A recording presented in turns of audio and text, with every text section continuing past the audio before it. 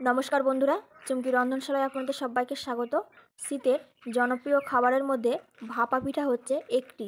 আজকে প্রতিদিনের ভাত রান্না করার পাত্রে এই ভাপা পিঠাটা তৈরি করে দেখাচ্ছি।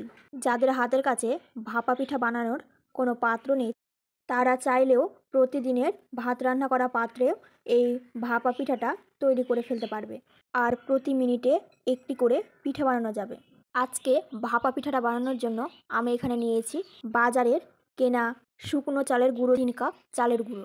পরিমাণ মতো লবণ দিয়ে প্রথমে এই চালের গুঁড়োটাকে মিশিয়ে নিচ্ছি। এবারে অল্প অল্প করে জল দিয়ে চালের গুঁড়োটাকে মেখে নিতে হবে। জলটা একবারে দেওয়া যাবে না, অল্প অল্প করে দেব আর মেশাতে থাকবো। তবে এইভাবে করে চালের গুঁড়োটাকে মাখিয়ে রেস্টে রেখে দিতে হবে 1 ঘন্টা মতো।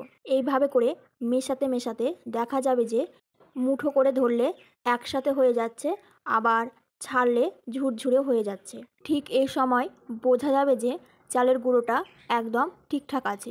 এই রকম একটা ছাঁকনি আমাদের রান্নাঘরে সব সময় থাকে, আর এই ছাঁকনির সাহায্যে আমি চালের গুঁড়োটাকে চেলে নিচ্ছি। যখন চালা হয়ে গেছে চালের গুঁড়োটা, তখন পিঠে বানানোর জন্য চালের গুঁড়োটা একদম রেডি হয়ে গেছে। আর পিঠা বানানোর জন্য একটি প্লেটের মধ্যে নিয়ে নিচ্ছি আখের গুড়। গুড়টা আমি আগে থেকে গ্রেট করে নিয়েছিলাম। আর পরিমাণ মতন দিয়ে দিচ্ছি ফ্রেশ কোরানো নারকেল।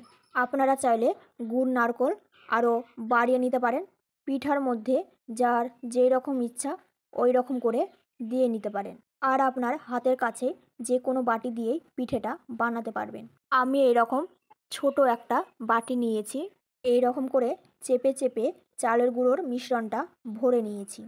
এবারে মাঝ বরাবর দিয়ে দিচ্ছি নারকেল আর গুড়। আর আজকে আমি সমস্ত পিঠেগুলো এরকম একটা জালির সাহায্যে তৈরি করে নেব। আর আজকে আমি ভাতের হাঁড়ির মধ্যে পিঠেটা বানাচ্ছি। আর এইদিকে জল কিন্তু খুব ভালোভাবে ফুটে উঠেছে।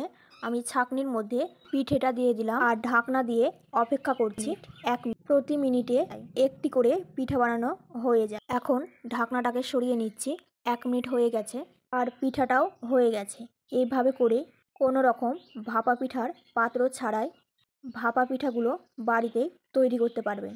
এবার এই ভাপা পিঠাটা আমি একটি পাত্রের মধ্যে তুলে নেব আর এইভাবে সমস্ত ভাপা পিঠাগুলো তৈরি করে নেব।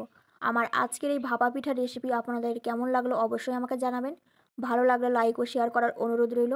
আজকের মতন এই পর্যন্ত। আবারও হাজির হয়ে যাব নতুন কোনো রেসিপি নিয়ে। ভালো থাকবেন, সুস্থ থাকবেন। ধন্যবাদ।